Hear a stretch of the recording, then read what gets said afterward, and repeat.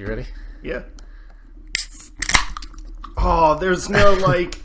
That sounded like shit. Hell, that sounded horrible.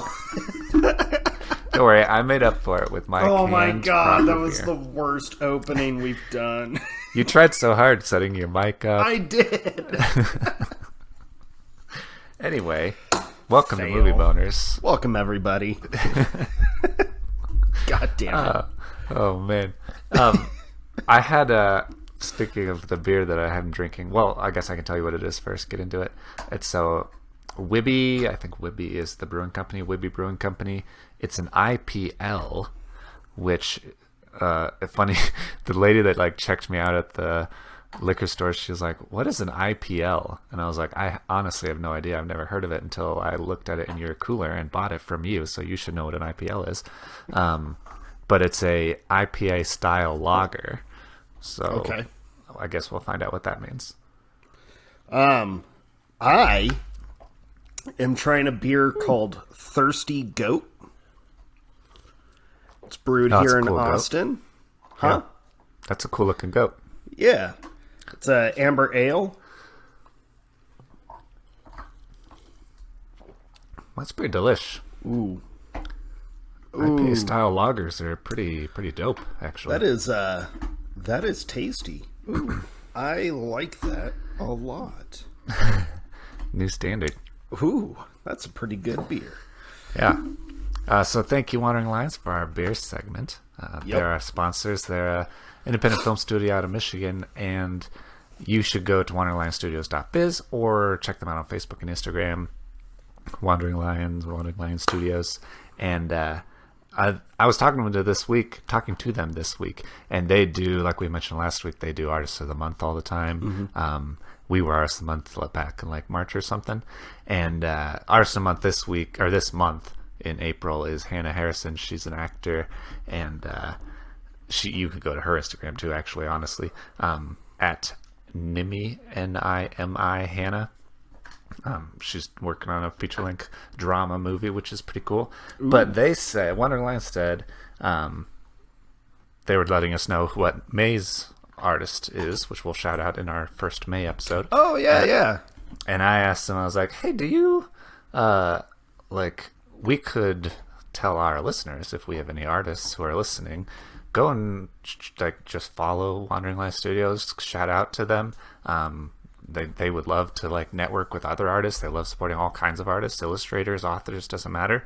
And there's a possibility you could be an Artist of the Month in the future. So, hey, yeah, you guys should go and do that. It is fun being an Artist of the Month. It was kind of weird seeing our pictures put up. Yeah, it felt very official. But yeah, ooh. But yeah, definitely give them a shout out. Go follow them. They offer so many cool things. So be sure to go and do that. Yeah, and I know Wonderland has a project they're working on that we can't talk about yet, but should talk about in the near future. Sounds like. So that will be exciting. Nice teaser. Yeah. Tease it out. All right. By the way, Jake, yeah. I'm so glad to see that you got some proper new wall hangings behind you, sir. You motherfucker! You motherfucker! The greatest film of all time. God damn it! Yeah, I try complimenting you, and try that's to mix what it I up. did. Try to mix it up a little bit. This is it's like we got this at Comic-Con. It's like a vectored, photoshopped, hand-drawn John Wick thing. Yeah. For those that aren't watching the video. Oh, by the way, I forgot to mention last episode, during the episode, and then I posted it on social media. So if you're listening and you're not following us on social media, I was going to let you know. Some people don't have social media. They don't believe in it. I respect that. You people are doing it right. But I forgot to mention last episode. Last episode was the first one that we actually put up on YouTube. Right. So we mentioned in the Snyder Cut episode that we would do YouTube, and then we had this huge issue with lag during the recording, and it just sucked, and I didn't want to edit the video. But last week's episode, the Oscars episode, is on YouTube. this episode will be on YouTube, so go and follow our YouTube. You can see the video. The video will be like an unedited version. All much. the YouTube videos are our Snyder cuts, although way less epic and yeah, not necessarily better than the original, but you'll probably see like Christy interrupt us or something. Right. All kinds of stuff happens. Oh, by the way, and you'll get to see like what we reference. So yeah, you can see our beers, you can see our T-shirts. My shirt's better than your shirt. Oh yeah, 6 seasons in a movie. the cream rises to the top. Troy and Abed in the morning. So I was supposed to tell you, you know how Christy interrupted the podcast a couple weeks ago and asked if she could get a kitten? For the kitten, I was going to ask you. I know you guys went and saw.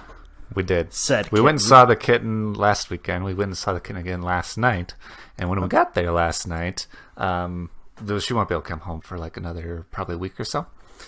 But we got there, and the lady, my mom's friend who has the kitten, she's like, so there's another one that's unclaimed still, and she's going to try to talk us into 2, and it didn't take much. So now we're getting 2 kittens. A little black boy cat and a little black girl cat. Oh one my has God. One has like long hair and one has short hair. So yeah, that's happening. So essentially, Christy heard there's another unclaimed one, and she went, mine. Yeah, Yeah. exactly. Thought you'd get a kick out of that. That's. So that's an update about my life. I don't really have an update about. I have no animals. No animals. It's just What a me and my sad, nerdy sad home, life. and that's it. Yeah. That's not a sad life. I like my nerdy life right now. Yeah, it's pretty dope. You showed me your new Superman painting. Yep. That was really cool. Yep. The greatest live action Superman ever. It's a fact. Henry It Cavill. really is. He's incredible. So much respect for Reeves, but Yeah. Henry is my Superman. Yeah, absolutely. Hashtag. Yeah. All right. I think that's all of the things, all the housekeeping. We did beer, Wandering Yeah, Lions. the sponsor, that's important. Yep. Yeah. We BS'd for a little bit. Yeah, as you do. Okay. Yeah, I think we're ready to get into this. So this episode, This was an unusual one to like prepare for. yeah, it was very different, and for that reason, I think it was very fun. Because I haven't really ever gone through my movies and thought about them in this way before. It was fun for me on that, but I also kept thinking about our sequel episode that we did way back.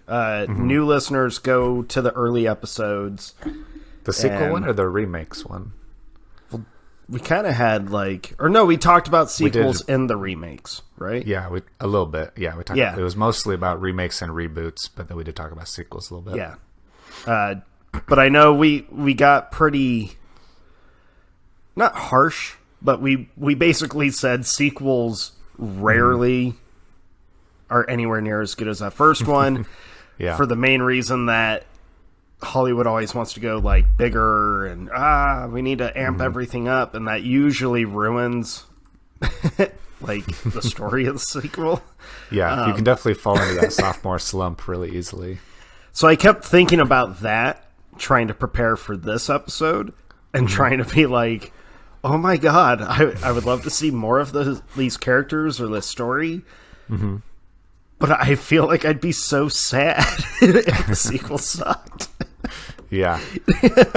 Yeah, that's the hard part. I tried to approach it from like a really hopeful perspective and be like, if everything worked out and they got all the same actors back and they got someone that understood why the first one was great, what would I want kind of thing. Yeah.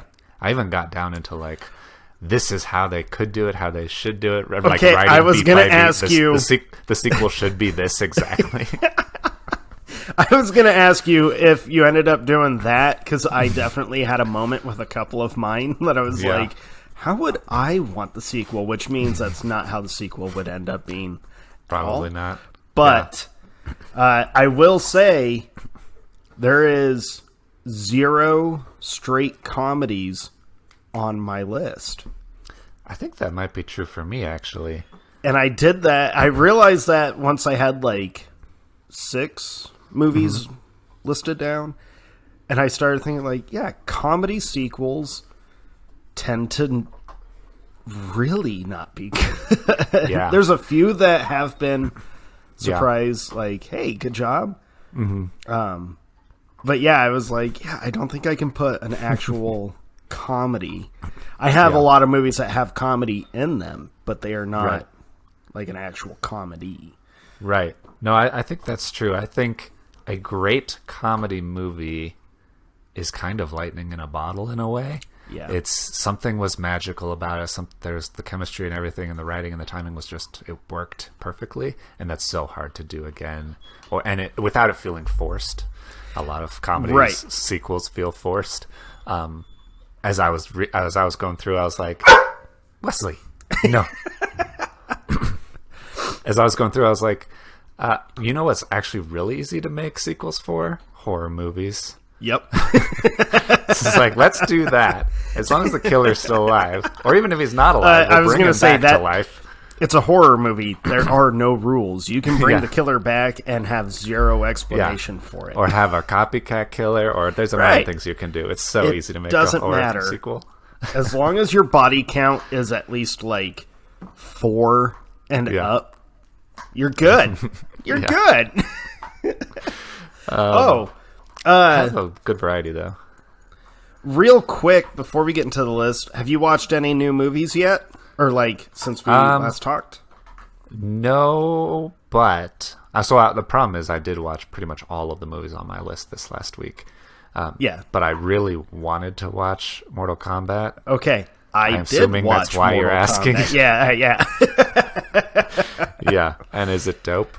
I enjoyed it. That being said, it is not a good movie. The original's not a good movie. Right. So it reminded me a lot of that original one, just with gore. Now, that's not if you're watching Mortal Kombat for the kill scenes, you won't be disappointed. Okay. There are some pretty brutal kills in this That's movie. pretty much why you play Mortal Kombat. Right. Who cares about the storyline? You're like, no, we need to kill each other in the most brutal fashion there is. Yeah. I did have to laugh because there's like a whole sequence where after every kill, someone either says fatality or flawless victory. And it was like, oh my god. It's like... That's amazing. They're straight up just quoting how the game progresses. Yeah. But the kills are pretty badass. It is very bloody. I do hope they make another one. Just so that we can see more of the characters from the games kind of get introduced. Yeah, I've been noticing on social media people saying some of the characters aren't in it. I think Johnny Cage is a big one, and people have been saying that Mike the Miz Mizanin should play him. He's a wrestler because he's like basically exactly him. He would probably fit really well if they do make another one. He would probably fit into that Mortal Kombat universe really well. I could totally see it. But no, it was very entertaining. I will say, don't go into it expecting like a game-changing action movie or video game movie. It is not that. Yeah. It is straight up just, nope, we literally... I mean, there's a part where they straight up just set up matches. Okay. Like, okay, you fight that dude, and I'm going to fight this dude. Here we go. And, like, they go to different arena. It's just... It was entertaining. You got to watch it. You'll love it. There's one specific kill I think will be your favorite. It was mine. I'm excited to watch it. I've been looking forward to it. I'll probably watch it tonight. Yeah, I got off work and was like, grocery shop, Mortal Kombat. Grocery shop. Yeah, we're watching Mortal Kombat. I don't need grocery to shop eat. later. Yeah. Eating's overrated. And that being said, yeah, with the hope that they make another one just for more characters, movies that we want sequels to. That is not on my top 10 list. That's just yeah. Nice. Yeah, so I guess setting up this episode, we are talking about movies that have an original movie that we want to see a sequel movie for, and they could be movies that are very old or very new. Movies we want more of, I guess. So I texted you. I was like, honestly, this could be sequel or prequel. It doesn't really matter. I just want to see another movie of this world, basically. Right. I then started going down the rabbit trail of movies that I love the original of that do have a sequel that I want a different or better sequel of.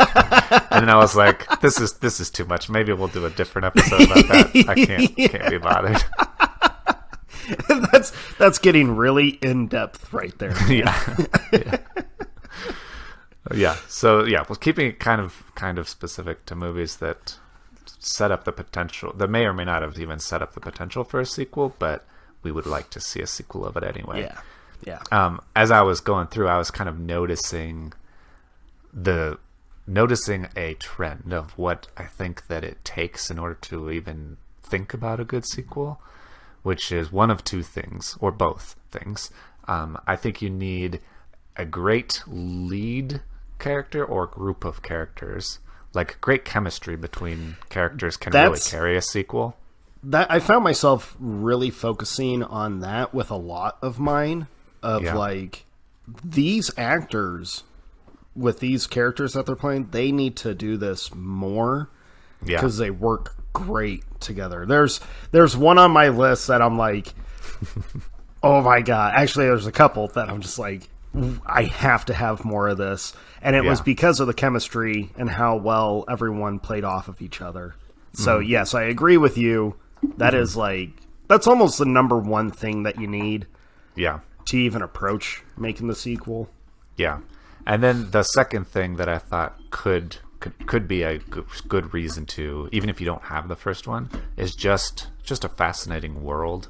Like, even if the world is interesting, even if you don't have great characters, or you do have great characters but they die or something, you can make a sequel with different characters in the same world. I just want to see more of this. I want to see the story continue, or I want to see a prequel of how it got here. Yeah. That kind of thing. Speaking of like creating the world, I think a movie that has done that almost the best, or at least right up there with some of the best, is actually John Wick. I remember after watching that first one, wanting to see him more, but also being equally as intrigued with just the whole world of assassins that they had created. I would love to see that. Yeah, I think they've done a really good job of starting with interesting lore, I guess, of this world and story, but then just slowly teasing out more of it. It's like the first one, there's, basic things established. And the second one, there's like, oh, there's a couple of little more details, which makes it even more interesting and fascinating. Right. And then they just keep building on it in a good way, I think. Can't wait to see more. Okay. So you want to get into our top 10 let's do movies this. that we want to see a sequel for? Yeah. Do you want to go first? Do you want me to go first? Sure. Do you care? I'll kick it off. Okay, you kick it off. You realize this is like, it's been a while since we've done a 10, like a top 10. Realize last time we did a top 10, we said it's been a while since we did a top 10. No, we didn't. I'm pretty sure. Oh. I'm pretty sure. Because I think it was top 10 sports we did most recently. Oh, okay. Well, that feels that like was still a few weeks ago. But that was quite a while ago, man. Yeah. I was still in Colorado when we did that one. Yeah. That was season all right. 1. Yeah. Ooh. So one thing that I also thought, it doesn't have to be part of your like needs. What's up, Murphy? You can't hear me. It's also just going along with the chemistry and going along with the world. You also kind of need it to be fun. Yeah. Like there needs to be something that's fun, entertaining, silly. And I really love it when like comedic horror movies embrace the silliness of everything and I like seeing a lot of that. So my number 10 is one that was a major flop. It's not a good movie, Yeah. but damn if it isn't entertaining. If you haven't watched it, you should. So my number 10 is Hansel and Gretel Witch Hunters with Jeremy Renner. Yeah. That the world they created with like the super powerful witches and them, like how they go about hunting them, and it was just so much fun. And I love that they start off with that kind of that lore, that story of Hansel and Gretel, and how like, well, I won't give the story away. It's not an important story, but the premise is that Hansel and Gretel, who were the kids that got kidnapped by that. Yeah, they were. And tried to you should know the story of Hansel and Gretel. If you don't, they're now your school up. failed you. Yeah, they're now grown-up adults who are hunting witches. That's all you need to know, really. Yeah, and it's just it's badass. The whole movie is fun. It's badass. The kills in that movie are so cool. I mean, they marketed that movie to be like, come watch crazy kills. Like, we kill witches in insane ways. Come enjoy it. And every time I watch the movie, I know there's no like post-credit thing, but I always just like, man, there should be more of this story, because it's just... It's a fun watch. So my number 10 is Hansel and Gretel, because it's a fun world, and who doesn't like watching monsters get killed? Who doesn't? It's cool. Yeah. Oh, for sure. My number 10 is also about monsters getting killed. It's somewhat of a cheat, because I heard a long time ago there was supposed to be a sequel for it. Okay. But it's been ages and there hasn't been one, and so I'm kind of putting my support out there that I will still want a sequel for it. All right. Hollywood, if you're listening, don't give up on it. My number 10 is Edge of Tomorrow, or Live, Die, Repeat, whichever title you want. That would be an honorable mention for me. That movie's so fucking good. Yeah, it's really, really good. It's kind of one of the most entertaining like sci-fi action movies of the last 10 years, probably. It's so cool. Yeah, really good. And I really like Tom Cruise, and I really like Emily Blunt in it. And yeah, I just want to see more of, I guess, that kind of world. It ends in an interesting way, and just the alien design, alien conflicts were all really cool. Action was really cool. So I just want more of that action. And if you don't know what it's about, he's a disgraced, isn't he like a colonel? Yeah, he's some so there's a big like alien invasion, and it's set up that the humans are trying to like have this big D-Day type battle against the aliens, and they lose, but Tom Cruise like gets killed in like a weird way, and so he like absorbs some power of the aliens, and he's able to, every time he dies, he comes back with the knowledge of the previous day, and so every day he has to, like, it's like a Groundhog's Day situation. He relives it and has to re-meet everybody and relearn reteach them everything about what's going to happen, and try to do it better the next time, and try to do it better the next time, until they finally try to win and try to change things up and see what works, see what doesn't. And it's very, very interesting. It was a surprise hit. That's another one that was deemed like a flop. Really? Yeah. But it's one of the coolest sci-fi movies. Everybody that I tell to watch it, they're like, that movie was awesome. Even people that aren't fans of Tom Cruise, they like it. Yeah. That's and Emily Emily Blunt's amazing. Yeah, she is. She's such a badass. Yeah. She's such a badass. All right. My number 9 is technically a remake / reboot. Okay.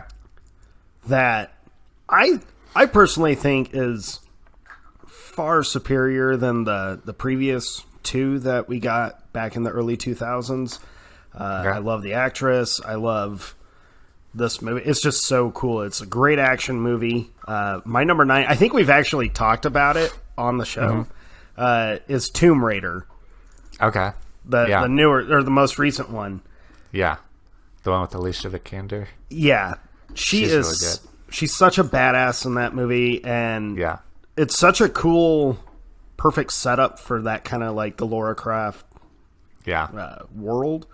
Mm-hmm. And I really want to see more of her being that kind of badass, because she's a great actress. Mm-hmm.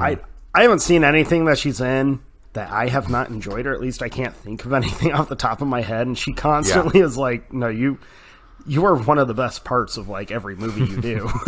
Yeah. She's for so good. She's so good. And I feel like that movie, I mean, the emphasis on the action sequences and the stunts, that's always entertaining. And I would like to see her develop that character more. Mm-hmm. I really like what they did with it. Yeah, I think Lara Croft's a really cool and really interesting character, and I think it's that version of her is the most interesting version, where she's like extra, I guess, realistic, grounded, kind of like an Indiana Jones version, instead of like an action, like sex an symbol. Angelina Jolie version. That was another. I really liked that they took that aspect of the appeal away, where it was like, we're not going to heavily sexualize this character anymore. We want her to have more than that. So they gave her like this fleshed out story of her and her dad, and just the adventure that she has to go on. She's such a badass. But I respect how they approach that story, and I would really like to see more of it. I'm kind of shocked they haven't moved forward. This is another one where they have talked about, there's been rumblings and rumor that they're going to make another one, but then you don't hear any updates. So, Hollywood, if you're listening, please make more. I would 100% pay to see another one. I really I liked the action in it. I especially like that she gets beat up in that movie, and like she doesn't like just walk away from every terrible thing. She's just like constantly beat up and just constantly keeps pushing. She's that whole sequence where she's like hanging on to the airplane over the river and the That's exactly waterfall. What I was thinking. It's just so cool. Yeah, that's a really cool movie. My number 9 is also stars Alicia Vikander. Oh my god! Because I actually have 2 movies on my list with her in it. Yeah, me too. But my number 9 is one that this was so hard, and it's something that you originally said when we started talking about this topic, which is so many of the movies that I love are perfect as they are, and I don't need another one necessarily. And this is one I kind of go back and forth with that sentiment of, but I ended up on the side of I would love to see a sequel of it or a continuation of it. So my number 9 is Ex Machina. Man, I immediately when we came up with the idea, I was like, well, Ex Machina. Because the way it ends is so... Exactly. Yeah.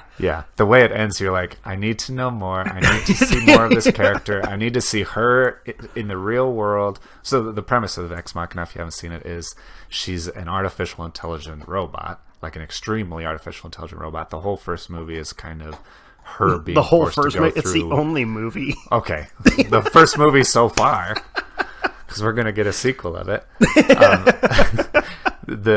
She is forced to go through the Turing test, which is the test that if a human's talking to a computer and they can't tell they're talking to a computer, then artificial intelligence is real, kind of thing. And so she, spoiler alert, ends up escaping that place and goes out in the real world. And that's what I really want to see. I want to see her as a robot in the real world, people not being able to tell either, and like what happens when they learn that she's a robot. How do they accept her? Does she like just get added to society? What happens like with all that? It's so interesting still. Yeah, that story, man, that movie, it's one of my all-time favorite movies. That movie, like, it messes with you.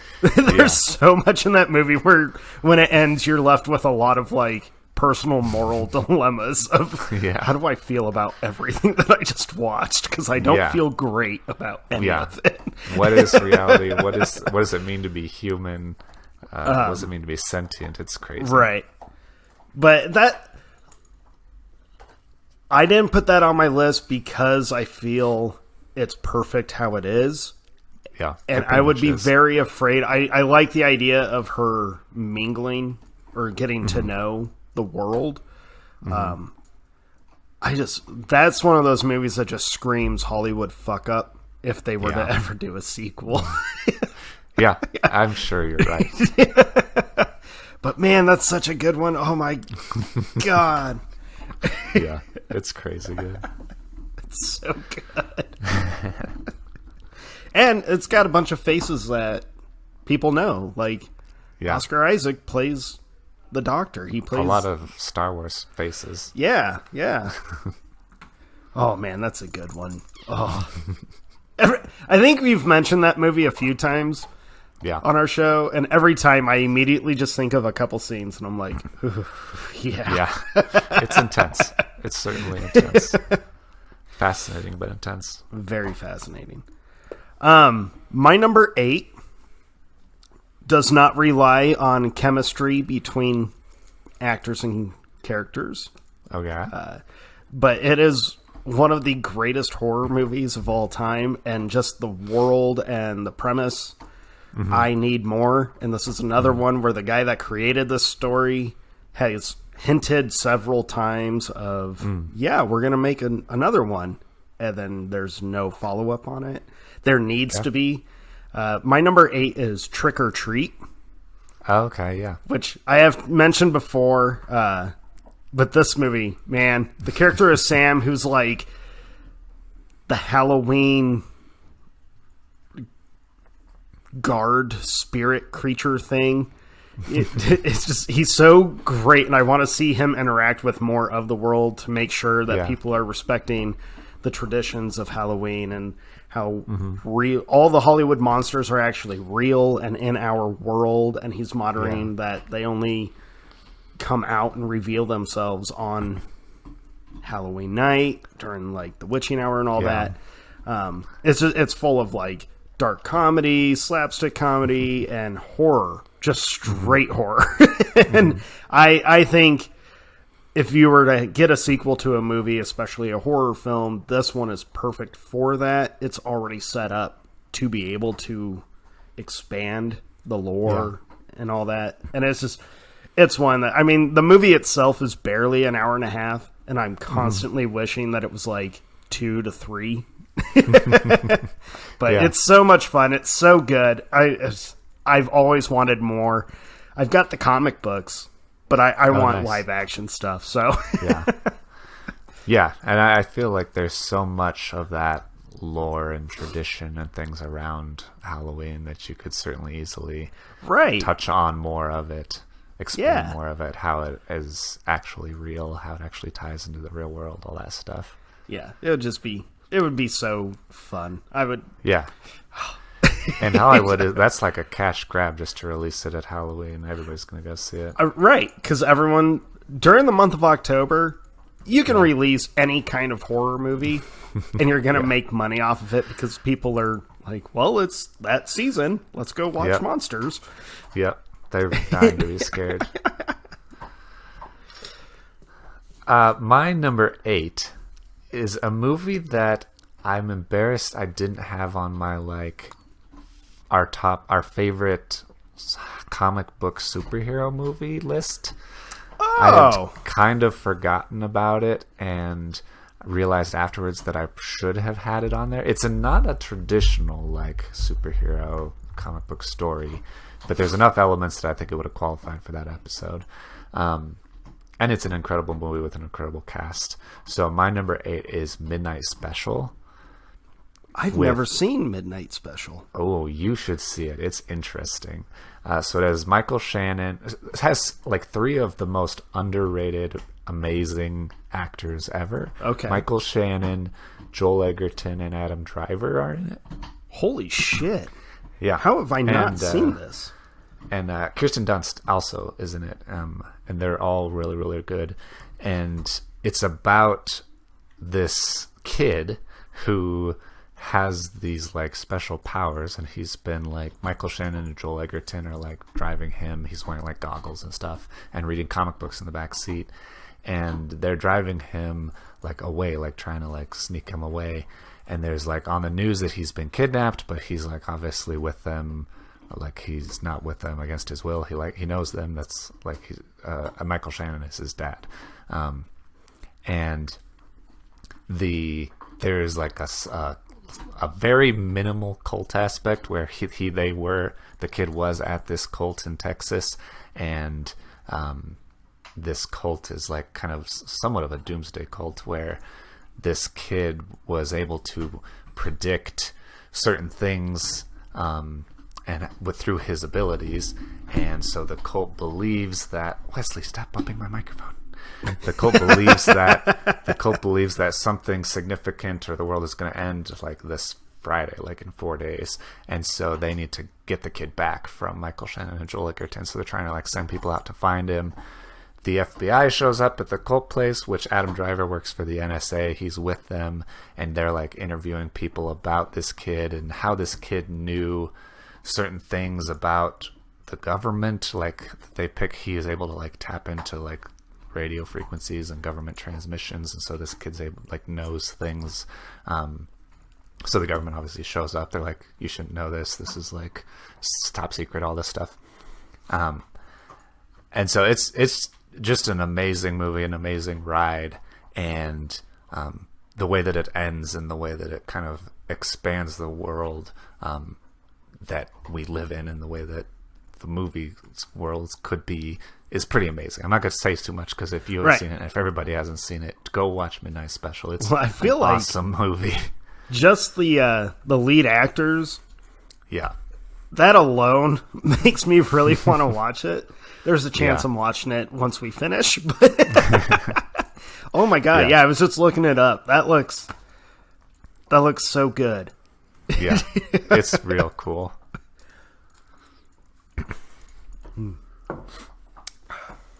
All right. My number 7, like you, I was kind of disappointed in myself that I did not include this in our superhero episode that were not tied to a existing universe. Yeah. I was really disappointed in myself. So I feel like I'm trying to make up for it now. My number 7 was one of those reboots that hit all of my childhood nostalgia. Yeah. It was so much fun. And I still, like, every time I watch it now, I'm excited the entire movie. Because it's just, man, if you grew up in the 90s, how could you not love this movie? My number 7 was Power Rangers. Yeah. From 2017. Yeah, I saw that. That was original. It was really fun. This movie, it did everything I wanted a Power Ranger movie to do, with just embracing the ridiculousness and just, hey, we're going to have fun with it. And then they actually do a really good job of intertwining some more like thematic elements into all the character storylines without being overly dramatic or overly preachy with certain things. They really just, no, here's some kids who have a little more going on internally. Yeah. And now they're going to be intergalactic superheroes. It's so cool. Yeah. I thought they did a good job of balancing the original show, which has a good element of cheese factor. Yeah. But also is long enough running that people care about these characters.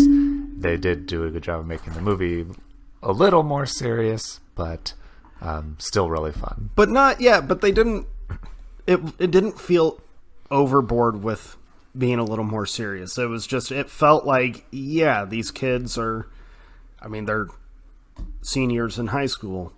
We were seniors in high school. You're not all hunky-dory all the time, you know? Right, yeah. But this movie, it's just so much fun. And the way the cliffhanger, this was one of those movies that did exactly what always bothers me in a movie where they give you a purposeful cliffhanger. Yeah. And then you never get there will be more follow up. The cliffhanger they end on is still a lot of fun for like people that grew up in the 90s with that original series, because all the possibilities where they could have taken it. So Yeah. I guess I'm left with my imagination. But Power Rangers it's so much fun. It really is. Yeah. Yeah. I think it's well done, and it captures what people liked about it. I'm surprised it wasn't more popular or more obvious that we need to make another one right away kind of thing. Right. Hollywood, make another one, because I will spend the money on it. I promise you. My number 7 is keeping with the theme of movies I should have had on previous lists. This is how I'm making up for it. Is this what we're both doing with it? This is our pity list almost. Basically, yeah. My number 7 should have been on my top 10 crime list, honestly, because I just forgot about it, and it's one of the coolest crime movies. My number 7 is Street Kings. Oh, man. Have you seen Street Kings? Dude, Street Kings is kind of an intense movie. It's a wicked intense movie. It's probably David Ayer's best movie, honestly. If you like cop movies like End of Watch, I think it's better than End of Watch, honestly. Mostly because the villains are better. End of Watch is really good, but the villains are the weak part in that. But in Street Kings, it's also, Keanu Reeves has awesome characters. If you want to see Keanu in kind of a different style role for him. There are like elements of John Wick-ness, but he's more motivated by justice and going above the law or beyond the law. It's kind of in a Judge Dredd way. Around the law. Yeah, Street Kings is good stuff, man. It's like if you want John Wick as Judge Dredd, that's basically what it is. Right. So yeah, Keanu Reeves is amazing. The whole cast is amazing. Forrest Whitaker is in it as like his police chief or captain, and the whole story. It's intense. It's like it's not for people who don't like bad words or uncomfortable situations, but I think it's sincere, it's real, it's honest, it's brutal. It's the kind of the movies that I kind of like. It's really cool, and that the way that it's kind of set up and the way that he interacts and meets and works with. I'm blanking on his name. The guy who plays House in the show House. He's like the internal affairs guy. Yeah, and Hugh Laurie. Hugh Laurie, thank you. Yep. And the way that kind of ends, the way the movie ends, I think it could easily set up to be another movie where he just continues to be this cop who's not a good cop, but he is kind of. The department kind of relies on him to take care of the things that are a little bit they're not allowed to touch, kind of. Yeah, that movie. I remember when I watched it, I had like zero hope for it. I thought it was going to be one that I was going to be like, "Well, this sucks," but whatever. Yeah, it was like, nope. This movie is when I'm looking through, because I have it, I'll be looking for something to watch, and I'm always like, "Oh, I should watch Street Kings again," and then I'm like. I'm not in the mood for that right now. Yeah, I know what you mean. But it's so good. It generally that's one I think went kind of under the radar. Like I don't meet too many people that know that movie even exists, but it's one you should check out, especially if you're a Keanu Reeves fan. You should watch Street Kings. He's awesome in it. Yeah, there's some really intense acting moments between him and Forrest Whitaker that I'm like, wow, this could potentially be your best acting. It's really, really good. It's really good. My number 6 is what I would call a popular vote for this kind of theme. This is a movie where people have been begging Hollywood basically for a sequel since it came out, and we're probably never getting the sequel to it. Is it Zack Snyder's Justice League 2? No. No. Okay, spoiler alert, I did not put Zack Snyder's Justice League on my list. I didn't either. I thought that would be too I was tempted to, but I was like, everyone already knows how you and I feel about that. Too obvious. I don't think I need to say it again, but I will. That should be number 1. Yeah. Restore the Snyderverse. Yep. Hashtag. My number 6 is going back to the sci-fi drama world. Okay. My number 6 is District 9. Oh, yeah. Yeah. I thought about putting that one on my list, honestly. I was juggling with world. it for a little while because I was like, this is such an obvious one. And Yeah. then I rewatched it to like, all right, help me make my final decision. And man, the way it ends, immediately Yeah. I'm like, yeah. How we have not had a sequel in a decade is beyond me. This movie, you have to have a sequel to this. 'Cause Yeah. the story is not done. Right. If you don't know what District 9 is, where were you 10 years ago? Yeah, it was very popular. Very, like, everybody was talking about it, posting Well, about I mean, it's like it, memeing about it. very unique looking aliens. It's a crazy concept of this alien ship just parks itself over Johannesburg Yeah. in South Africa, and Found the footage style. found footage style, but not completely because it's like a documentary Yeah. crew kind Yeah. of follows this like government official around, and shit hits the fan. But it's a very I'm kind of shocked that movie hasn't had kind of a resurgence in popularity, because I feel every time I watch it, it feels so relevant to me. Yeah. I mean, it's such a well written film. It does have, it has timeless themes in it. Yeah. For sure. And it's just, man, I love the alien designs, and I love just how, like, them being stuck on Earth and what it kind of turns them into, and how they respond to being here, how different prawn families, that's what they call the aliens in it. It's such a cool movie. It's one of the best sci-fi movies. Yeah. And God, like I said, the way it ends, you're just like, that. We have to have more. I need more. Yeah. Yeah, absolutely. So District 9 is my number 6. And I think, actually, that is the most serious or drama-based film on my whole list. Okay. Interesting. I got distracted reading through Neil Blomkamp's IMDb. Apparently he was supposed to direct the Halo Combat Evolved movie with a screenplay by Alex Garland, who did Ex Machina, and that would be an incredible combination. I'm shocked they never made a live-action Halo. Yeah, I feel like that would they keep trying to, I think. Where are we at? 6? Yeah.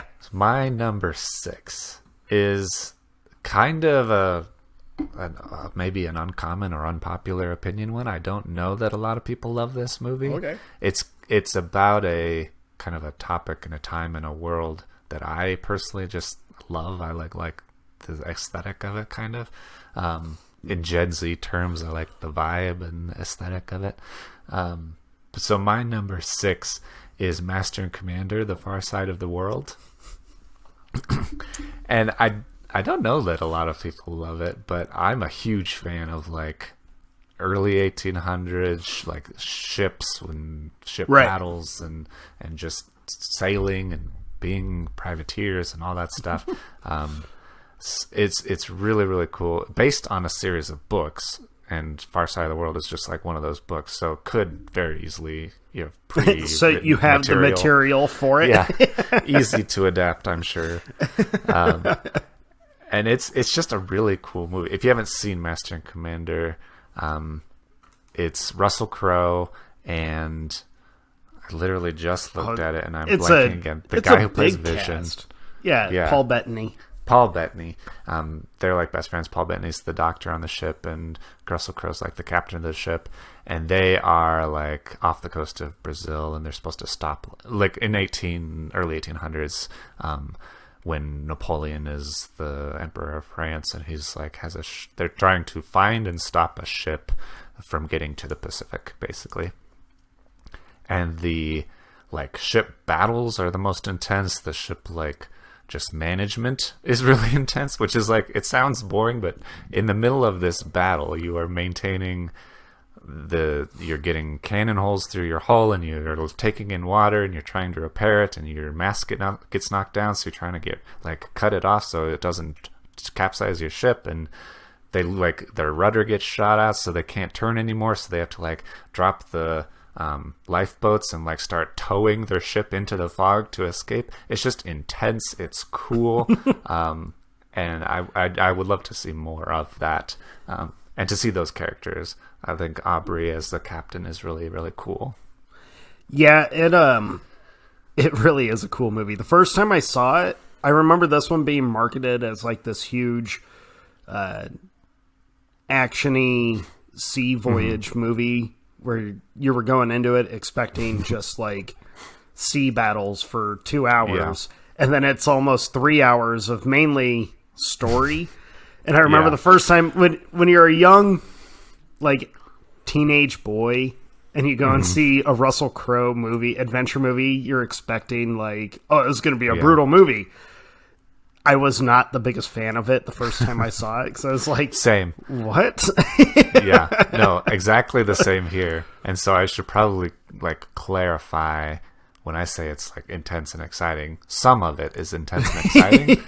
Then there are long periods of time where they need to repair their ship. They need to, Paul Bettany like goes to the Galapagos and like does like scientific research on animals. Yeah, he's doing like animal research and like documenting what he sees and finds. And so there are very long periods of time where there are no ship battles, so don't see it just for that, but it's a good movie overall. Right. And I'm wrong. I'm looking at it right now. It is not almost 3 hours. I remember it being 3 hours, but that must have been with trailers. It's one of those movies where the older I got, the more I appreciated that movie. And now when I watch it, it is exciting the entire time through, because I love the attention to the detail and showing like, when something would happen, it wasn't just, a quick, hey, we're good, just slap something on there or ignore it like Hollywood does, and we're fine. No, they actually have to figure out, how do we staying afloat? And it's a cool movie. It really is. That's a good pick. For me as a kid, I didn't really understand, I guess, the story and the stakes and what they're doing when they're not doing the battle stuff. Yeah. And so as you get older, you actually understand what's going on. It is interesting, all of the in-between parts, because there's like kind of a subconscious clock that's going on. They have to like go into port and get a new mast, and they're like, do we need to go into the Amazon and like find a tree that will work as a mast and like haul it out, or how are we going to solve this problem? Because all this time we need to get back on the sea and stop this French ship, like catch up to it, find it. It's faster than us, it's stronger than us. How are we going to do that? And they're like, well, we got beat up, we should just go back to England. And Russell Crowe's like, no, we have a mission, we're going to follow through on it. Right. So once you understand it and you like kind of know what's going on, it's very interesting, I think. Yeah, the story it's a cool story. Well, my number 5, Jake, I think you'll appreciate this one. Okay. I'm here for it. Okay. So I'm going to set this one up. The franchise that these characters are from, I am not the biggest fan of. Okay. In fact, I feel like the movies are fairly subpar until a certain actor joined the cast, and then the movies became super fun and enjoyable as long as you watch them with the correct mentality of, these are set up now to be just incredible, insane, asinine action movies. And finally, I know what you're talking about. Yeah, you do. My number 5, when I went and saw it, I was excited just to watch these two characters together. But watching the movie, it brought me back to like the 90s style action, which I'm a huge fan of. I love where action movies are just like, no, we're going to put you in this world where you think it's like the real world, but there's just ridiculousness at every turn. And there's no better actors to pull this off than Dwayne Johnson and Jason Statham. So my number 5 is Hobbs and Shaw. This movie is one of the most fun movies, like action movies, I've ever watched. It's ridiculous from start to finish. And I love that they make no apologies for it. If anything, they just like...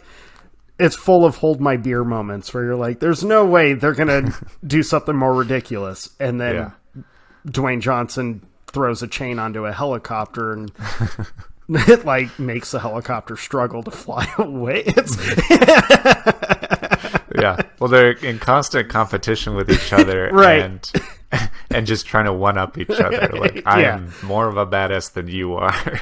And it's just like, after I saw Hobbs and Shaw, honestly, I was like, well, the Fast and the Furious series could never make another installment, and I'd be totally fine.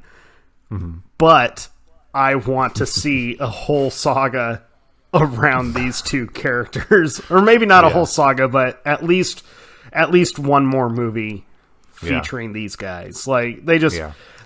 Their chemistry, we brought that up at the start of this, their chemistry is so... good. It's fun. It's got that buddy cop competing style. Right. And then the action scenes are unreal. Yeah. Truly. I mean, there's a super soldier in it. But the Hobbs fight and Shaw, scenes are cool. Action is all you really need it for. Right. And they market... This is one of those few times where the marketing of the movie was perfect. Because it was all marketed as, oh no, it's ridiculous. This is like... You remember how ridiculous Fast 7 or whatever it was? This is like that, but more. Right. You haven't seen anything yet. Check this shit out. Hobbs and Shaw. It's just... It's another one of those movies where every time I watch it, I'm just smiling the whole time. Because it's like, this is... This is such a perfect action movie. That's a great pick. That was a very enjoyable movie. My number 5 is a weird one for me to bring up. But it's one of like another movie that I love a lot. It's a really brilliant, hilarious kind of. It's hilarious. It's kind of a dark comedy, but at the same time, kind of brutal and devastating also, emotionally and physically. It's a crazy movie. So my number 5, enough setup. My number 5 is 7 Psychopaths. Oh, man. It has been a minute since I watched that, but... Okay. Yes. 7 Psychopaths is a great movie. And the cast is great. The cast is a big part of it. Colin Farrell is like the main character of it, and then Sam Rockwell is his friend, and they're kind of best friends, buddies. And the premise of the movie is somewhat meta, where the movie is about different psychopaths in this world and introducing them, all 7 of them.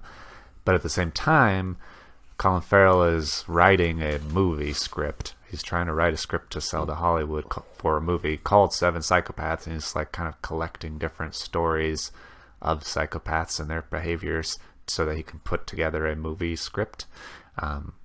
And so this is the one that I took like the deepest dive of. If you're going to make a sequel, this is how you can do it and should do it. Oh, okay. And somewhat spoilers for 7 Psychopaths, so skip ahead 30 seconds if you haven't seen it, or just pause and come back. But I'm going to spoil a little bit of it because it's necessary for how the sequel should go. So obviously at the end of 7 Psychopaths, Sam Rockwell dies. But I think you need him in the sequel, so you're going to have... at the end of the movie, Colin Farrell, he like finishes writing a script and he kind of walks off, and with the script like all bound. So the sequel should be opening night of his new movie, 7 Psychopaths. He made it. It has all come to fruition. He's on the red carpet. He goes in and sees the movie during like the big shootout scene at the end. Sam Rockwell shows up and sitting next to him starts talking to him, and he's like, "Why are you here? You're dead." And Sam Rockwell's like, "Well, yeah, I'm dead. You're just like seeing me. You're a psychopath. You have," and he's like, and then Colin Farrell's like, "I'm maybe a psychopath, but that's not how that works. That's not what a psychopath is." And then Sam Rockwell's like, "Well, maybe you have you're a psychopath and you have some other shit going on too. You like right." And so the reason that he's like being haunted by his friend is because he let him die. He drove away and chose peace instead of like helping him live. And so he's kind of haunted by that. And the sequel should be basically like an Ocean's 11, Ocean's 12 kind of thing. Okay. Where it's like 8 Psychopaths is the sequel, and the movie's about Sam Rockwell, who's dead and haunting him, wants to write the movie with him because he didn't let him write it in the first one. And so they're trying to write 8 Psychopaths, and you start adding new... There's so many great actors you could add to make other Psychopaths. Christopher Walken's in the original. He's awesome. Woody Harrelson is also in the original. He's also awesome. But I think there are a lot of actors you could add to play those like psychopath characters that just... It's a great movie, and I want to see more of it. It's a fun one. It's a fun one. Yeah. That's a good pick. That's another movie you don't hear people really talk about too much, but that's a good one. If you haven't seen it, even though Jake spoiled it, watch it. Yeah. It's a good one. It's also one of those movies that is not for people that are easily offended, or... Right. There are certainly like subjects and topics and language and things that are a little bit rough, but I think sincere, and overall it has a great message. They do a lot of kind of self-reflective things in it, where all of the like female characters end up getting killed, and they like talk about it. Christopher Walken's like, "Why are you killing off all of these like women? Every woman I know is like can string a sentence together, is very intelligent, is very smart, very like," and he's like, "Well, maybe that's the message of the movie, that life is hard for women." Like it's very clever and very it's not like being absurd for absurd's sake. It actually has like a point. Yeah, it's a good movie. That's one I'm gonna have to rewatch it. It's been a minute since that one, but it's one that I fairly regularly, I should almost say, constantly will have that thought of, I should watch that again. I should watch Seven Psychopaths. I really like those darker early Colin Farrell movies. Are great. Like, it's not on my list, but if you've never seen In Bruges or Seven Psychopaths, I mean, you should check those out. I feel those are perfect Colin Farrell. It has very similar kind of dark comedy tones to In Bruges, so if you're a fan of that, you would like this. Yeah. Or vice versa. Right. What number are we on? 4, I think. Oh, man. Okay, so this was another movie where I was like, how have we not talked about this before? And if we did, how do I not remember us talking about it before? Okay. This movie has one of the oddest pairings, like, for actors. I think I never thought of these two to work together, but after watching them, there needs to be so much more than just this movie. I'm not even going to set it up. So my number 4 is The Nice Guys with Russell Crowe and Ryan Gosling. Yep. Dude, this movie, like, I'm a fan of both of these guys. And Ryan Gosling has a movie. I brought it up in our crime episode called Fracture. That's probably my favorite of his. But The Nice Guys is right next to it. This movie is just... It's a gem. It's a true Hollywood gem. It's so good, and it's so well written. It's funny. It's interesting. The crime and their private detectives. Yeah, I mean, it's like genuinely... It's a good story. Just full of odd moments. Yeah, it's great. Their chemistry is great. I think it's an underappreciated movie for sure. Yeah, more people should see. It's one where I want to always recommend it to absolutely everybody, and then I'll rewatch it, and I'm like, okay. Yeah, maybe not for everybody. It is fairly heavy on not like actual sex scenes and nudity, but sexuality. Primarily, the porn industry is kind of a big part of the movie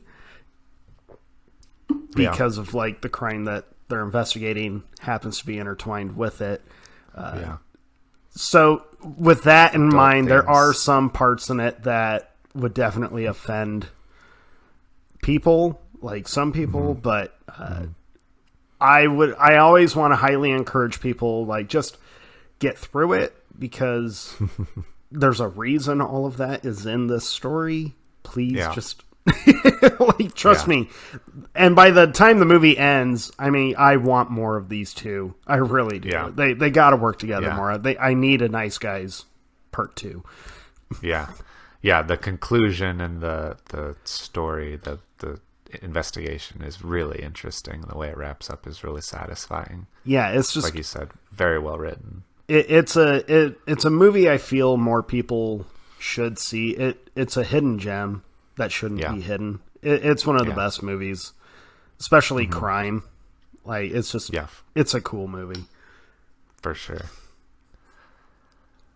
So my number 4 is a movie we saw together. I know a movie we talked about on the podcast before.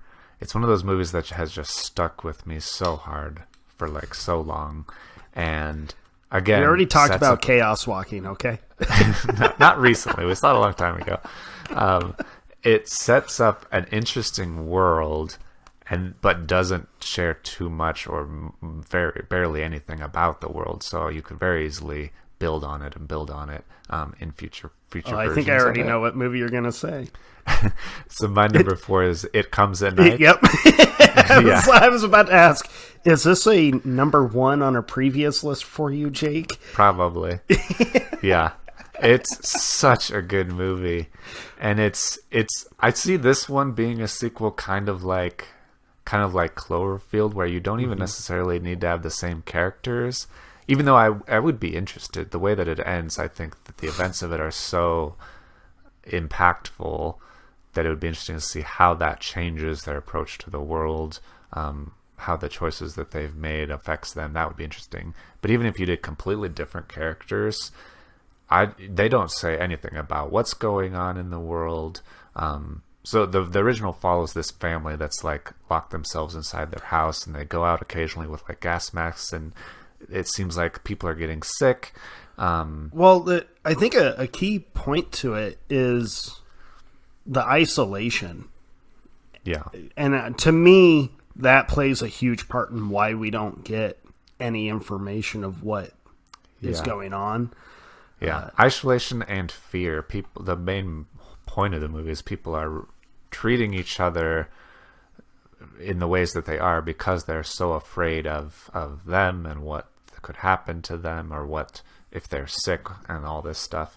And so the fear factor of that is very intense. And I think that that also contributes to people aren't interacting with each other, they're not communicating. When the two main characters, Joel Edgerton and that other guy, kind of start deciding to work together, he asks him, he's like, do you know what's going on out there? And he's like, I have no idea. And so you don't get any information. It seems like there might be a monster. It seems Jake like is there might actually be a virus. talking about a fictitious movie, not real events. Not yet. But you don't really know. Whoops. You don't really know if there's I guess this is also like real life. You don't really know if there's a virus or a monster out there, or several monsters. You don't really know what's going on. So I think a sequel to that would be so interesting to see. Are there monsters? Is there like a solution to this virus for people getting sick? How does that? Where does that go from there? Because the movie is so good, but it's also so small. It's so like isolated to just this one location, two families, and how they interact with each other. You know there are other people out there, but you don't really know what's going on. And so I think that could easily set up a very fascinating sequel for sure. Yeah, I can't believe I didn't think of that one. Now I'm kind of mad that I didn't. And there's so much like depth to it, like just the story and the original movie on its own. Like we could probably do like a full movie dissection. We probably could. I mean, that movie. That we came out of it and we stood in the parking lot. We're like, that movie sticks with you so much. Right. Like the more you think of that movie, and not a lot happens in the film. I mean, they really are. It's just you're watching their daily lives, their daily routine, and yeah, there is a bump in the road, so to speak, for them that they have to adapt to, but. Yeah, that movie would work. I would almost not want to see a prequel to it because I kind of like not knowing how this family ended up where they are. But I agree with you that I would want to see maybe not even this family again or the same couple characters, but like another household in this world or another group of people in this world. Could be and how they're another adapting. part of the country, another part of the world even. Yeah. That, man, I can't believe I didn't think of that. God damn it. Boom. Shut up. It really is a cool movie, and I remember you and I came out of that movie, and at first we were both like, huh. And then we stood in the parking lot for quite a while. And just dissecting it and like, wait a minute. Yeah. That's a great pick, man. All right. My number 3 is another movie that I feel fans have been wanting for a long time. I know I constantly want to, and being a huge Keanu Reeves fan, anything he reprises, I will watch. So my number 3 is Constantine. Oh, okay. Because that world and that story... Hold on. I have to plug in my computer. It's almost dying. Okay. I thought I could make it, but the battery just yelled at me. Normally that part would be edited out. It will probably be in the audio version. This is a bonus for you video watchers. Boom. What was I saying? Oh yeah, Constantine. Constantine, yeah. Just that whole world of his where all the different demons and hell, parts of hell that he interacts with, the angels that he interacts with, it's so vast that really any kind of sequel would work so well.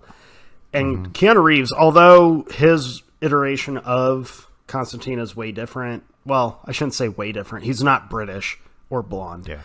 But two minor details. Yeah, but he still maintains that attitude of the character of Constantine. He maintains the heart of the character.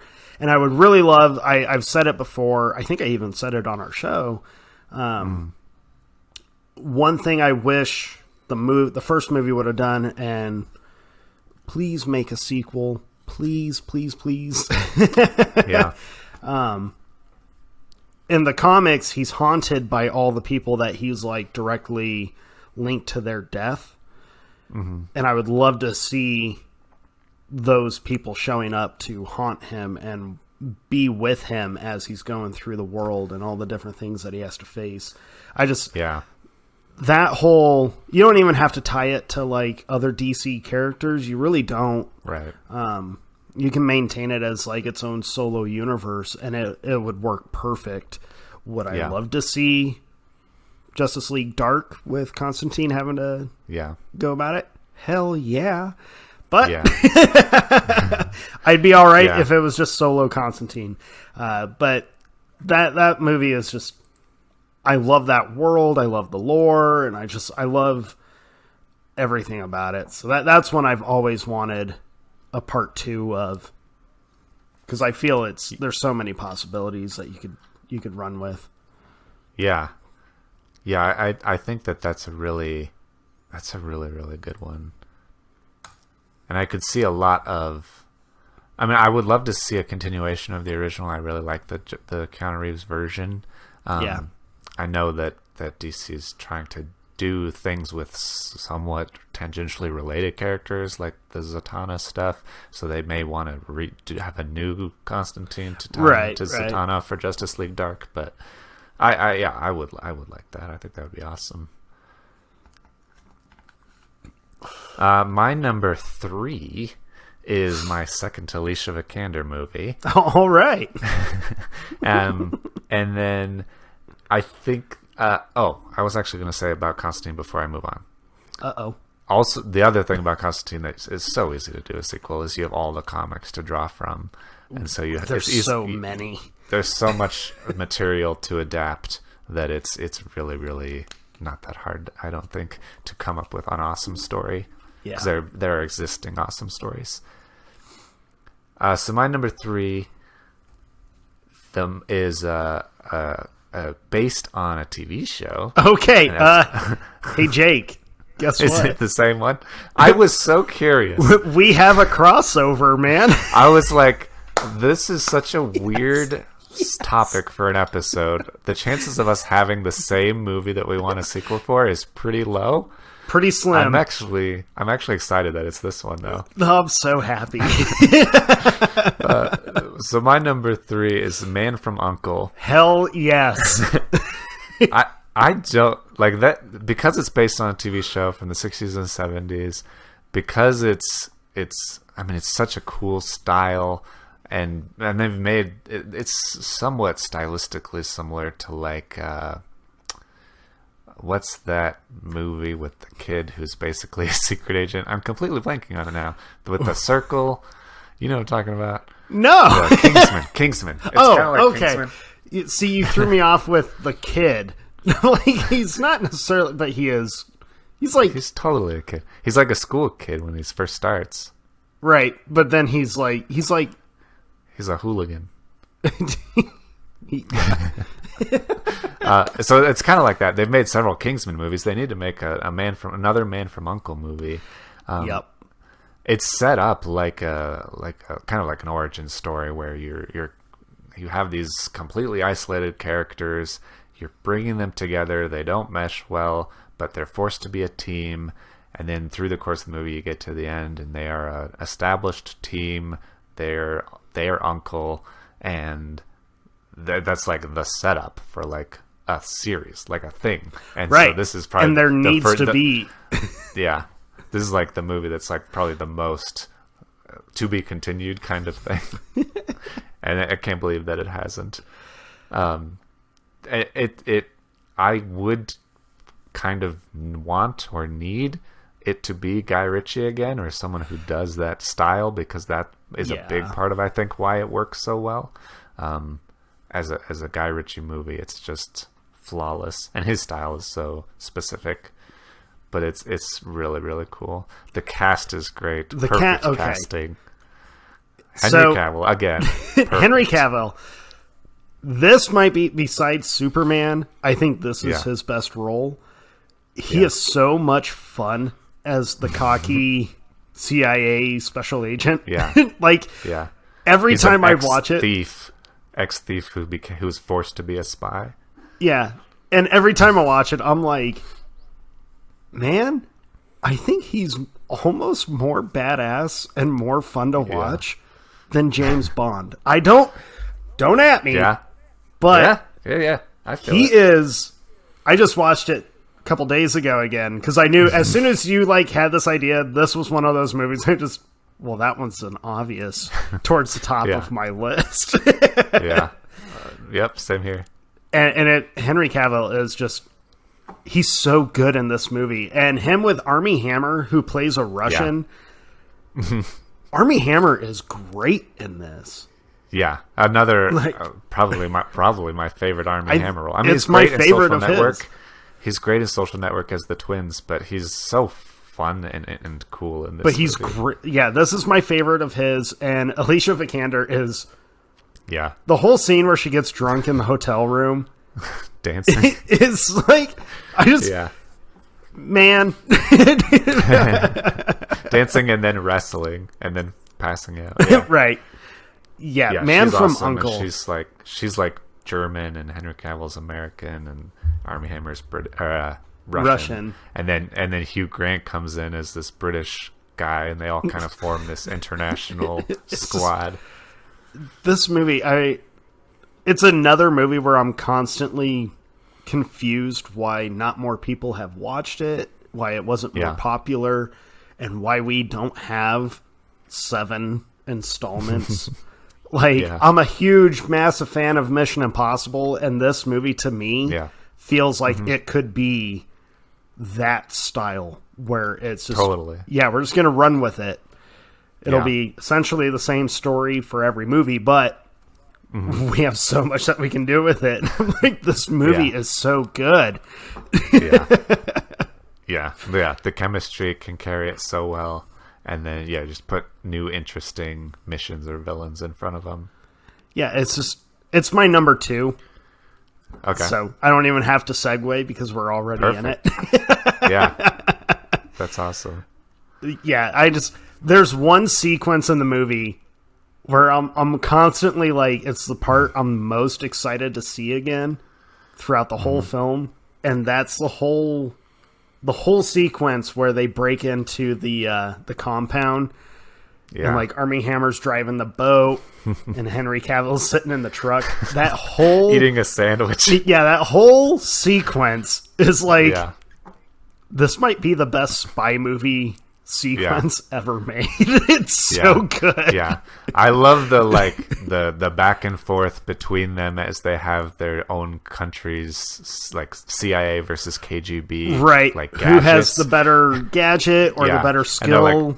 Trying to cut through the fence, and it's taken Henry Cavill a long time because he has these pliers, and then Armie Hammer just like cuts through it with the laser. With the and laser, then they need to unlock a door, and Henry Cavill's like super fast, and Armie Hammer is like this elaborate machine to unlock the door, and he's like, "Do you want me to just do that for you?" They're back and forth, and the way they like tease each other, taunt each other, is throughout the entire movie is just so well done too. Like, their chemistry, of all the movies on my list, I almost feel like the way those 3 work together, but especially Henry Cavill and Armie Hammer, it might be my favorite chemistry because it's so entertaining right off the bat. Yeah. Man from Uncle. Seriously, people, if you haven't watched it, get on it. It's a great movie. I mean, anyone can watch it. It's shockingly minus clean. One audio scene. It's shockingly pretty appropriate for like all ages. It's so much fun. Yeah, it is a really, really fun movie. Maybe one of the only movies on my list that doesn't have any sort of like darkness to it. Right. Right. Speaking of darkness, my number 2 is actually very similar to your number. What was it, 4 or something? It's the other Shane Black great chemistry movie, like Nice Guys. My number 2 is Kiss Kiss Bang Kiss Bang. Bang Bang. Yeah, I had to juggle which one. I was like, well, I want more of both, but I feel like I want more of the Nice Guys more. But, so I got you covered on the other end. Thank you. Yeah, Kiss Kiss Bang Bang is one of those ones. It's probably the one that I think would be the most difficult to get a sequel now. So much time has passed. Obviously, Val Kilmer's not into it. Robert Downey Jr.'s moved on quite a bit from it, but I still just want more of the chemistry between Val Kilmer and Robert Downey Jr. are so good. The writing is so good, so clever. Story and mystery and everything about Nice Guys that's good. It's also good in this. It's very fun, very funny, very clever, and I really like. I like the story and the way that it ends. It kind of ends with them being private detectives, and so it could very much be set up a sequel that's. I mean, this movie's kind of based on those serial mystery novel kind of things. Just do the same sort of thing again. Keep it a little bit meta and have another mystery that they need to solve as more more incorporated PIs now instead of just two guys that are kind of forced together. Yeah, and man, that's another movie a lot like The Nice Guys where it's a joy to watch. It's every scene has something new to it. There's new silliness or a new discovery in the case because you as the viewer are also trying to piece together what's going on. I think that's one of the best parts of Kiss Kiss Bang Bang is how it is treated like a serial crime novel or the novel is, where it's like, okay, if you've been paying attention, then you know that this little detail just tied into what you just saw or what was just said. Remember, kids. Yeah. That was the weird scene. I wonder if that'll come back. Right. Yeah, it's very clever. And of the, like, I mean, not to take anything away from Lethal Weapon. I love the Lethal Weapon movies, but I'm kind of surprised of the Shane Black movies that Lethal Weapon has had several sequels, and Nice Guys and Kiss Kiss Bang Bang have had none. Like, right, like not even talks for more. Just as ripe, just as great comedy, or not comedy, but like chemistry, just as great buddy movies. I agree with you. I'm kind of shocked because both Kiss Kiss Bang Bang and The Nice Guys, I feel have that potential to be like completely fleshed out series and trilogies. Like I think you can. It's a wide open world. Yeah, I don't see why we never got sequels to either one. But yeah, I juggled. I was like, man, Kiss Kiss Bang Bang. Because it's so good, and it's one of my favorite Robert Downey Jr.'s, or The Nice Guys, but I'm glad that we covered both of them. Yeah. Essentially, like, if you want to watch Shane Black movies, first Lethal Weapon, Nice Guys, and Kiss Kiss Bang Bang, and you're good. Yeah, for sure. And, I mean, those are, like, to me, essential viewings of his.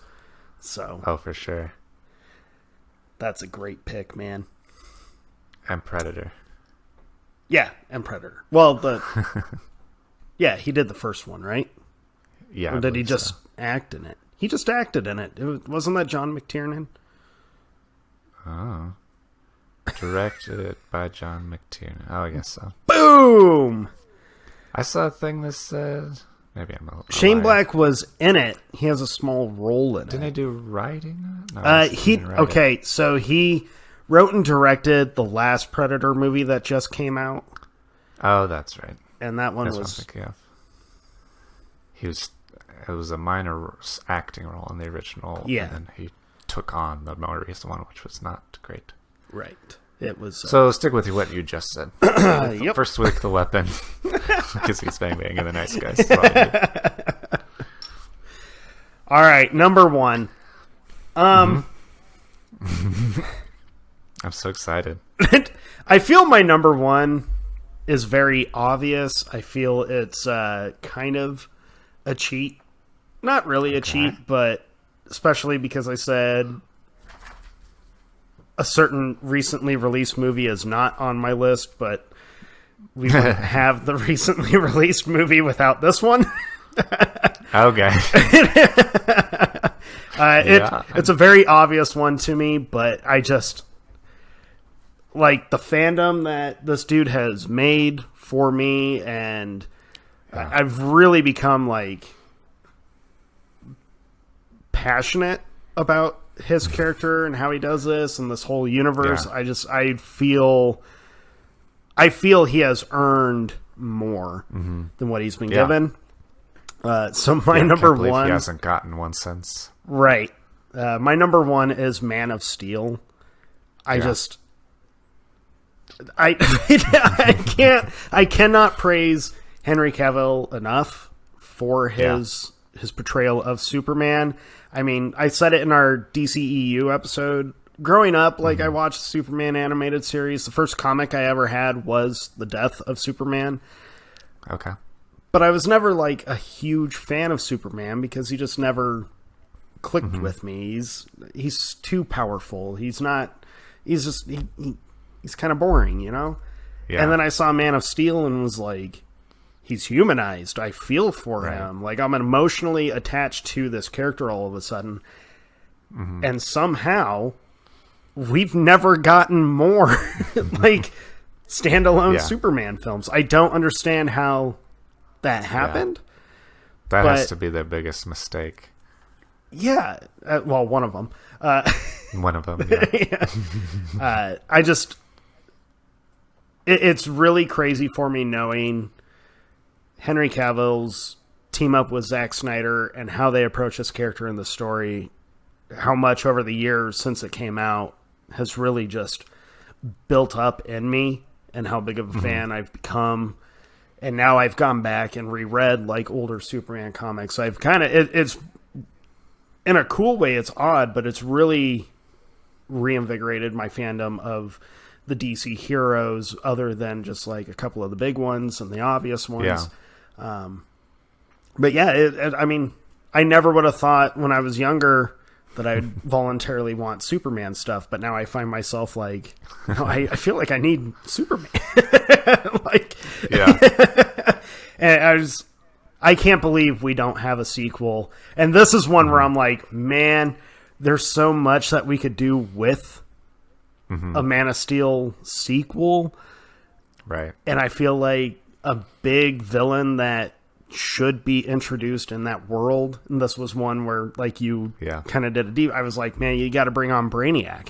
You have to introduce how, although Superman is all-powerful, he's so easily corruptible. And you could do it even now between, like, Darkseid showing up and totally fucking the world over. You could still do it in between that time period where Brainiac can show up and expose that, and then you have your perfect setup for Justice League Part 2. Right. Just saying, and you have, Warner Brothers. You probably have Bruce Wayne, and trying to anticipate that, realizing that that's a vulnerability that the team has now. Yeah. I cannot believe Warner Brothers has just fucked this up so royally. But Man of Steel... It's the most deserving of a sequel to me, and it'd be such an easy one to pull off. Me, it's I don't understand why we don't. Yeah. No, I feel the same way. That's a really perfect choice. It's probably more appropriate than my number one. My number one is probably the least obvious one ever. Oh, okay. But I honestly, no joke, love the original movie, and I think it's really cool, and I really want a sequel. I thought they made a Highlander sequel. They made several Highlander sequels. I want a reboot, okay. But that's separate from this. My number one is The Last Witch Hunter, which I brought up in a previous episode. A while back, yeah. A guilty pleasure episode, I think I talked about it. But honestly, it's a cool movie. I'm not a Vin Diesel fan. I don't find him that fascinating. But this movie and the story and everything that's done in it is really, really cool. If you're not a Vin Diesel fan like me, there's also a lot of super legit actors in it too. Michael Caine is like his... So the premise is that it's kind of like a crossover between Highlander and The Witcher, basically. So Vin Diesel has, like, way back in, like, medieval times, he killed this witch and she cursed him with immortality. So he's been alive for ages. Now he's in modern day, and his job is to hunt witches. There's like a truce between witches and humans. And when witches kind of get out of line or break the truce or whatever, or harm people, his responsibility as the last witch hunter is to go and arrest them. And Michael Caine is like his like assistant. He's a priest that works for this order of Cross and Axe and Cross, and they're like a secret order that protect and arrest and keep witches like in isolation that have been bad. So they arrest them. And but Michael Caine retires. He gets a little too old, and he retires. And they bring in Elijah Wood, who's like the new young hip priest, who's like trying to like update his identity, get him like get his like everything more modern and technological and stuff, and then they have to like go and investigate this thing that happens. Michael King kind of gets attacked by witches, and so they need to like, he goes on like a vendetta mission to figure out what happened, how the super powerful witch is out there. It's really cool. And then Rose Leslie from Game of Thrones, she plays a witch who kind of like teams up with him. She's a good witch, and they kind of form this squad. And the effects are really cool. The action's really cool. The story and like the way things are done is really cool. And then it kind of ends with a to be continued. Now you can go out and like find more stuff. And so it's like I would like to see more of it. It's a really freaking cool movie. Yeah, I remember you watching or talking about it during the Guilty Pleasures. Was it the Guilty Pleasures? It must have Probably. Been. It had to have been. Yeah, because Krista gives me crap for liking it. Well, that's okay. Yeah. Yeah, it's one where I think I even told you during that episode, like, yeah, I'll get it watched, and I haven't watched it yet, but I should watch it. I will try to get it watched. I know our next episode, my watch list is huge, so I probably won't get to watch it right away, but yeah. I Honestly, know I would watch Midnight Special before I bother with it. Right, which I need to watch that Midnight Special movie. That just sounds too good to pass up. Yeah. Yeah.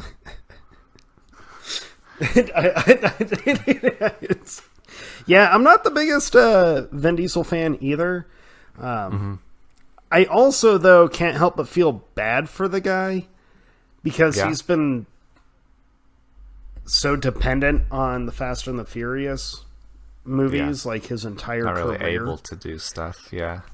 And I don't know if that's just because studios or casting directors don't want him for any other kind of movie. But he's an actor I feel could probably give a lot more than what he's been able to. So I always feel kind of bad for the dude because I would love to see him do something way different than what he's doing. Well, you see him in Saving Private Ryan, and it seems so different that you're like, right. Hey, you almost don't even realize that it's the same dude. Yeah, I'm sure a lot of people. I didn't for ages realize that it was the same dude. Yeah, and then you realize it's him, and you're like, holy crap! Yeah, he does have a movie. No one's ever heard of it. He plays a gangster. It's called Find Me Guilty. It's a courtroom drama. Okay. I will say, if you want to see him in a completely different kind of role, and one that I wish he would have been allowed to do more, find that movie and watch it. It might be really hard to find, but it's called Find Me Guilty. Or he also did another one way early in his career called Boiler Room. Yeah. That's a good one. It's kind of like Wall Street, but to me, I've always kind of wished he would do more movies like that instead of just being the same action star over and over and over again. Maybe he just needs to get away from Fast and the Furious. Like, you have 9 movies under your belt with this one franchise. It's hard when they're like, "Hey, Vin, what are you doing? Do you want $50 million?" He's like, "Yeah, I guess. Why wouldn't I want $50 million?" Right. But I'll shit on the Fast and the Furious movies all the time, but at the same time, I'm gonna go and see the new one. I'll watch it. They're going to space. I'll watch it. I already said I would watch it. I haven't even seen the trailer yet. I haven't either. I just saw a thing that says Fast and Furious goes to space. I was like, they're doing it. Because I had heard it, but I didn't believe it. Because it's that's the last thing they have left to do. They've done everything That's what you think. else. True. True. Fast and the Furious like 20 is going to be taking place on Mars. Yeah. And it's they're gonna have to reignite the sun or something. they're gonna The sun will be dying and it won't be hot anymore, and then they'll have to drive cars on the surface of it. Yep. Yeah. They'll be jumping vehicles off of all of the sunbeams. Yeah. Or the flares. Yeah. Riding a solar flare. Yep. That sounds awesome. We just wrote Fast and Furious 12 or whatever. Right. So, Hollywood, you owe us.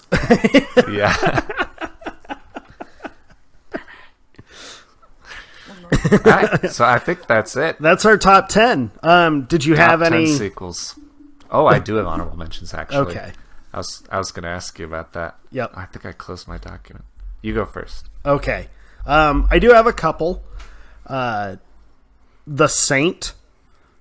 Yeah. It would have been awesome to see him pull off more personalities and Yeah. get mixed up in more shenanigans.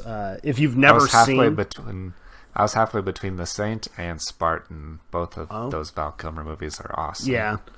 If you've never seen, well, either of them, check them out. The Saint I saw that when I was a kid. Obviously, it came out in like 95 or 96.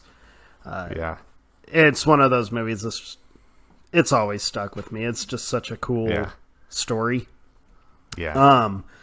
The Losers, which is an unknown, it's technically a comic book movie. I think I brought it up in our comic book episode. I think so. I still haven't seen it. Check it out. It's kind of like the A-Team, but not as ridiculous. They don't fly a tank shooting it. That's good. Although I do like that sequence in the A-Team, because to me it was the like, oh yeah, they're embracing ridiculous. I like that. From Paris with Love. Did you ever see this one? From Paris with John Travolta and I can't remember the other dude's name. Okay. Oh, I can picture him. He's like a younger guy.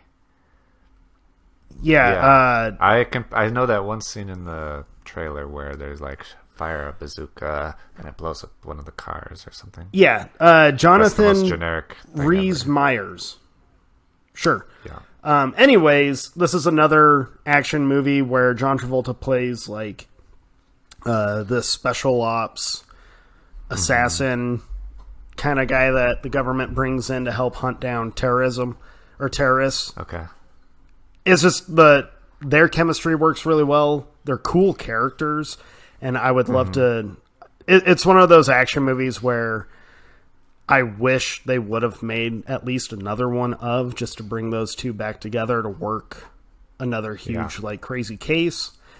It's a cool movie. Yeah, there is a scene where they blow up a car with a bazooka.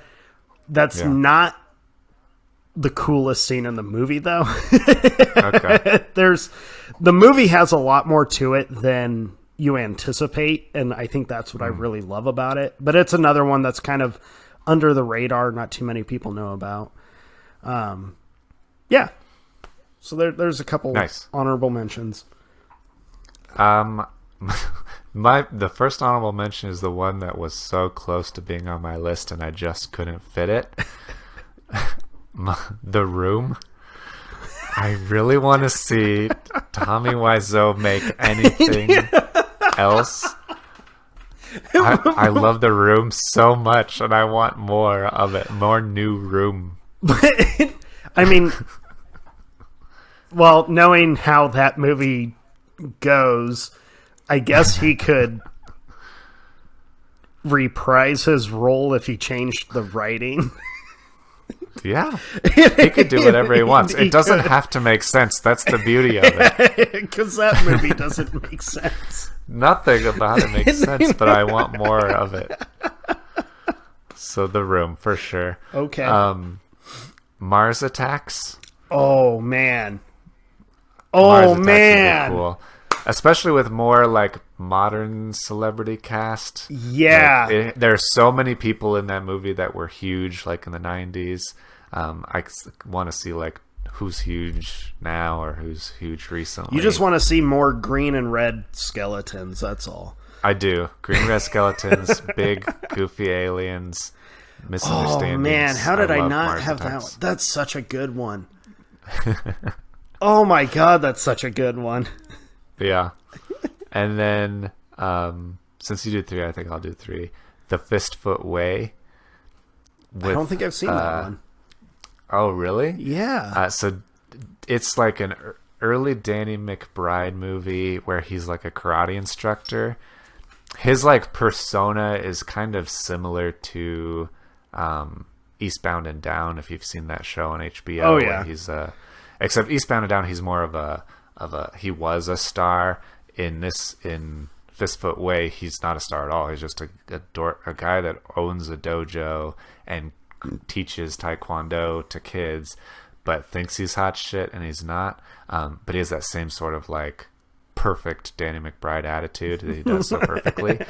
I would really like to see a continuation of that where he goes to like Japan or something and like starts like insulting them and they like beat him up and they just there's so many things you could do. It could be like Karate Kid 2 or something where there's a big tournament that he somehow gets invited to.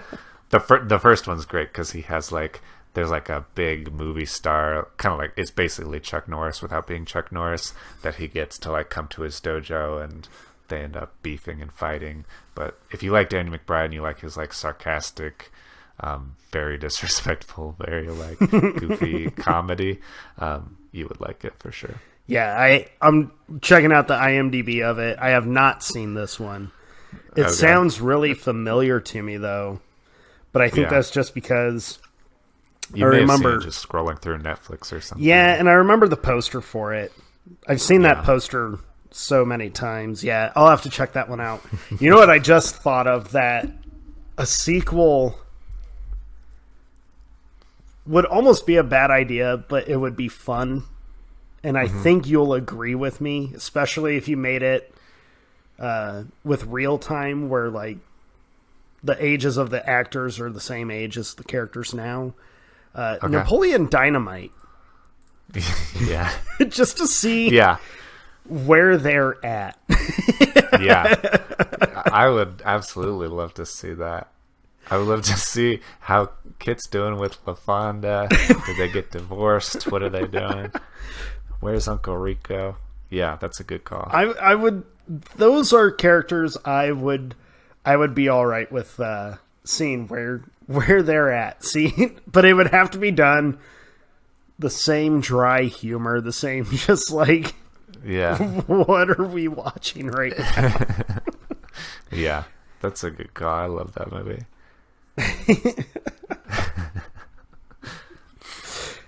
Oh man. Well, that's our top 10. If we could pick movies to have sequels to, those are the ones we would. Yeah. Yeah, I hope to someday get sequels to at least some of those. Oh, God, it would be great. That'd be great. It would be so great. Come on, Hollywood. Come on. Yeah.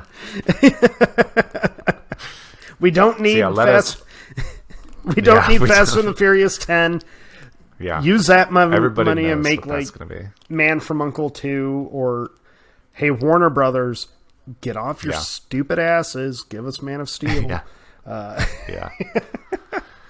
I think they need to figure out if they're going to do the Snyderverse or not. If it's a new Superman or a new universe. They need to... Or what the heck are they going to do with Superman? Being a DC fan is so weird right now because you're like... Yeah. No one knows what's going on with the extended universe, but we'll see what they do with the Flash movie. We will. I think it probably depends on that. Maybe. Maybe. Who knows? Who knows? So let us know if there's any movies that you've been like waiting for or dying to see more of. Yeah. I mean, it's an interesting idea. And it's definitely, like I said at the start of this, I was in the mentality of like, man, sequels always, well, not always, but they have a track record for not doing it. So it was weird making this list, but at the same time, I really liked kind of rewatching some of these, I mean, yeah, there needs to be more of this. And some of them don't even have, like, a cliffhanger ending, you know. I mean, Man of Uncle, it's not a cliffhanger. It's a perfect setup. I love that we had that as our crossover. I'm too. so happy about that. Yeah, I was very anticipatory that what we would if we did it all. I kind of didn't think we would, but I'm glad it was that one. Me too. I'm so happy right now. But yeah, let us know what movies you wish Hollywood would have made more of. Find us on Facebook and Instagram at Movie Boners and let us know. You can send us a DM, you can send us a comment, you can call in and leave a voicemail and just ramble on and let us know what you want to see. Yep. Be sure to subscribe to our YouTube channel. That's right. If you're watching this on YouTube, how's it going? If you're not, you're missing out. But yeah, check us out. Let your friends know. That's probably the best way you can support us, is just let your friends know that you like word this of mouth. podcast. Help us build the fellow boners. Always remember it's got a Z. Just it does have a Z. Remember the Z. If you put an S into it and you go to our website, you'll still go to the right website. Right. Because we have a region. We own both. Yeah, we covering our bases. Covering the bases, trying to make it make it easy for you. Your search history won't need to be deleted all the way. Yeah. It's like that time when you were a kid and you went to Hotmail, the wrong Hotmail website. Did that happen to anybody else or just me? Jake. All right, let's get out of here. All right, thank you, everybody. Thanks, Be sure to comment, share, subscribe, do all the good stuff. And thank you for watching and listening. Talk to you later.